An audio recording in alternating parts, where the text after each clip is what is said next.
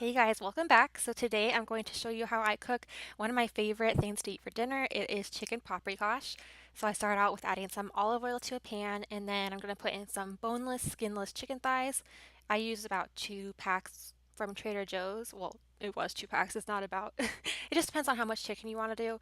I make enough for my boyfriend and I to eat for at least 2 meals so that we have leftovers for the next day.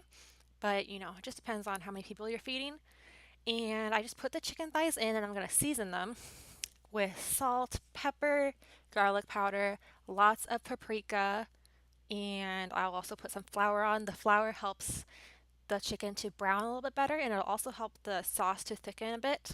So that's it for the seasoning. You could also season and flour them like in a bag and toss it around to get both sides coated, but it works like this for me. You could kind of do it whatever works for you.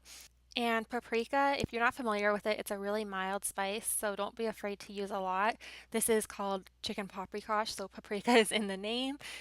You want to use a lot to really get that pretty reddish orange color in the sauce, so don't be afraid of using a lot. And then this is a like European dish. So my grandmas on both sides of my family both cook this, but they have different recipes. So I learned how to make this from my grandma and my dad, and it's delicious. Like it might not look the most beautiful once it's plated because it's one of those things where the chicken gets really tender and kind of falls apart. And I don't know. Some dishes are hard to plate in a pretty way, but it tastes so good. So definitely. I would definitely recommend trying it. So you just cook it for about 5 to 10 minutes on each side until it's browned. But as you can see, I didn't really leave it to brown enough. I could have left it longer, but I was getting impatient and I just wanted to make sure they didn't burn while I cooked the onions. So I end up flipping them again, but you could just wait till they brown. And nope, don't be like me. So yeah, just wait about 5 to 10 minutes, cooking it on medium heat for each side. In a separate pan, I'm going to cook some onions until they are a little bit translucent and slightly brown, but not super caramelized.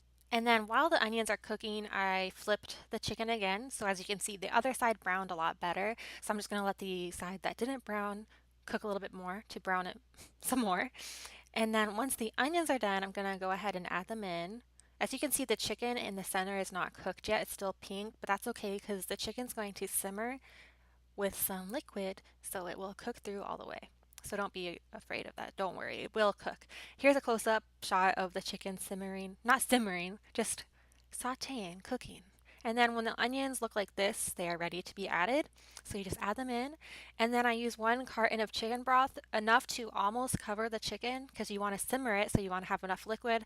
Also, this liquid is going to make the sauce. So you want, depending on, I like a lot of sauce when I eat this, so I use a lot of chicken broth.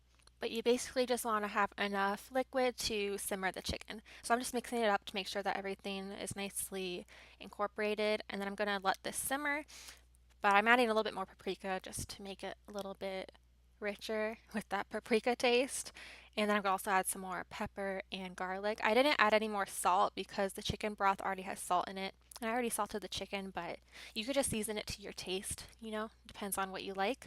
So just mix this up, and then I'm going to bring it up to a simmer. And once it's simmering, I'm going to cover it with a lid and let it simmer for about 30 minutes. And then I'll check the chicken to make sure it is cooked through in the center. So then you just wait, let it cook. And then while you're waiting for the chicken to finish cooking, I boil the egg noodles. You could also serve it with spetzel or dumplings, but I like to use egg noodles because it's easier. And then I forgot to film it. I turned my camera off, but you add some sour cream. I use about half of a container of sour cream. You want it to be about this consistency, not super thick, but not too thin. It's still going to be a pretty light sauce, and it just adds some creaminess to it. When you are working with the sour cream, you could add some of the chicken broth to a bowl of sour cream just to help mix it up and kind of warm it up rather than putting it straight into the pan because the sour cream could kind of break apart with the high heat. And that is it. So then you just serve it and it's really yummy. So I hope you guys enjoyed watching this video. I'm not a professional cook or anything, obviously. This is just a family recipe, so I wanted to share it with you guys. And if you like this video, then like it and subscribe. Okay, I'll see you next time.